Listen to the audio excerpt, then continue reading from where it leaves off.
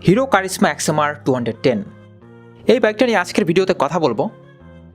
বাইকটা কি R15 version 4K টেক্কা দিতে পারবে, আসলে কতটুকু পারবে নাকি পারবে না, সব কিছু জানতে পারবেন আজকের ভিডিওতে।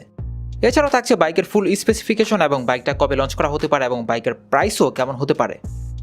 হিরো কারিশমা এক্সএসআর বাইকটার ইঞ্জিন ইউজ করা হয়েছে 4 stroke 4 valve single cylinder liquid cooled DOHC। এই বাইকের ইঞ্জিন ডিসপ্লেসমেন্ট 210 সিসি।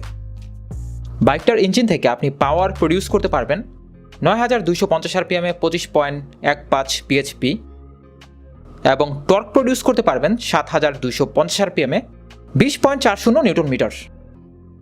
অন্যদিকে R15 ভার্সন 4 এই বাইকটা থেকে আপনি পাওয়ার প্রডিউস করতে পারবেন 10,000 RPM এ 18.10 bhp, টর্ক প্রডিউস করতে পারবেন 7500 RPM এ 14.20 নিউটন মিটার। পাওয়ার এবং টর্ক দুইটা ডেলিভারির ক্ষেত্রেই আমরা দেখতে পেয়েছি R15 ভার্সন 4 অনেকটাই পিছিয়ে থাকবে। সেক্ষেত্রে হিরো এক্সট্রিম এক্সএমআর 210 এই বাইকটা অবশ্যই এগিয়ে থাকবে। এক্সএমআর 210 বাইকটাতে ইলেকট্রিক স্টার্টিং সিস্টেম ইউজ করা হয়েছে বাইকটাকে স্টার্ট করার জন্য। যেহেতু এটা একটা স্পোর্টস বাইক, এজন্য এখানে কিক স্টার্টিং সিস্টেম থাকছে না। বাইকের টপ স্পিডও আপনাকে স্যাটিসফাই করবে, প্রায় 150 কিলোমিটার পর্যন্ত টপ স্পিড পাওয়া যাবে এই বাইকটা থেকে। 6টা গিয়ার থাকছে বাইকের ট্রান্সমিশনে, আর একটি স্পোর্টস বাইকে 6টা গিয়ারই থাকবে, এটা একটা স্বাভাবিক বিষয়। বাইকের সাসপেনশনে আমরা দেখতে পেয়েছি বাইকের ফ্রন্ট ইউজ করা হয়েছে 37 millimetre telescopic front forks with anti friction bush. বাইকের পেছনের সাসপেনশনে ইউজ করা হয়েছে gas charged monoshock 6 step preload adjustable. Braking সিস্টেমও এই বাইকের যথেষ্ট স্ট্রং। বাইকের ফ্রন্টে ডিস্ক ব্রেক লার্জ একটা ডিস্ক ব্রেক ইউজ করা হয়েছে। বাইকের ফ্রন্টে ডিস্ক ব্রেক সাইজ 300 মিলিমিটার, বাইকের পেছনে ডিস্ক ব্রেক সাইজ 230 মিলিমিটার। এছাড়াও ব্রেকিং সিস্টেমকে আরও বেশি অ্যাডভান্স করার জন্য যুক্ত করা হয়েছে ডুয়াল চ্যানেল ABS। এটা অবশ্যই বাইকের ব্রেকিং বাইটকে স্ট্রং করবে। তবে বাইকের টায়ার সেকশন আরও কিছুটা মোটা হওয়া প্রয়োজন ছিল বর্তমানে যেমনটা রয়েছে তার চেয়ে, তাহলে বাইকটা হতো একেবারেই পারফেক্ট। তখন এই বাইকের সাথে 200cc কোনো বাইকই কম্পিটিটর হতে পারতো না আসলে। বাইকের ফ্রন্টের চাকাতে টায়ার ইউজ করা হয়েছে 100 সেকশন টায়ার। যদি এখানে 110 ইউজ করা হতো তাহলে এটা অবশ্যই অনেকটাই বেশি অ্যাডভান্স হতো। বাইকের পেছনের চাকাতে টায়ার সাইজ 140, তবে এটাও খুব একটা খারাপ না, অ্যাভারেজ বলা যেতে পারে।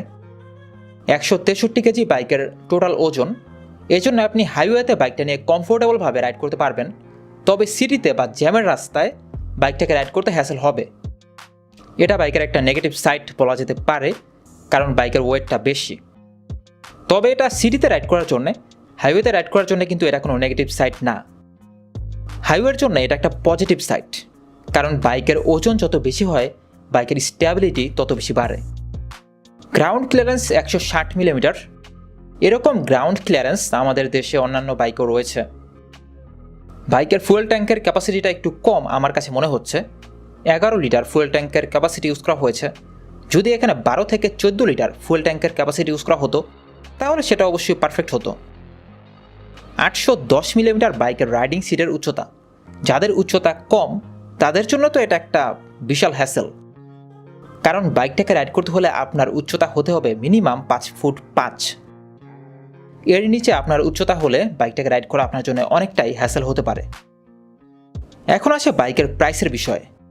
R15 ভার্সন 4 এই বাইকটার বর্তমান প্রাইস 6 লাখ টাকা। আর হিরো কারিশমা এক্সএমআর 210 এই বাইকটা লঞ্চ করা হলে বাইকের প্রাইস হওয়ার সম্ভাবনা রয়েছে 4 লক্ষ টাকার ভিতরে। এখন 210cc একটা স্পোর্টস বাইকের প্রাইস যদি R15 ভার্সন 4 থেকে কম হয়, প্লাস বাইকের পাওয়ার এবং টর্কও বেশি হয়, তাহলে তো এই বাইকটি হবে বেস্ট অপশন একজন ইউজারের জন্য। তাছাড়া বাইকের আউটলুকও কিন্তু খারাপ না। বাইকটাকে জুলাই মাসে লঞ্চ হওয়ারও একটা সম্ভাবনা আছে। এখন এই বাইকটা আপনার কাছে কেমন লাগে জানাবেন ভিডিওর কমেন্ট বক্সে।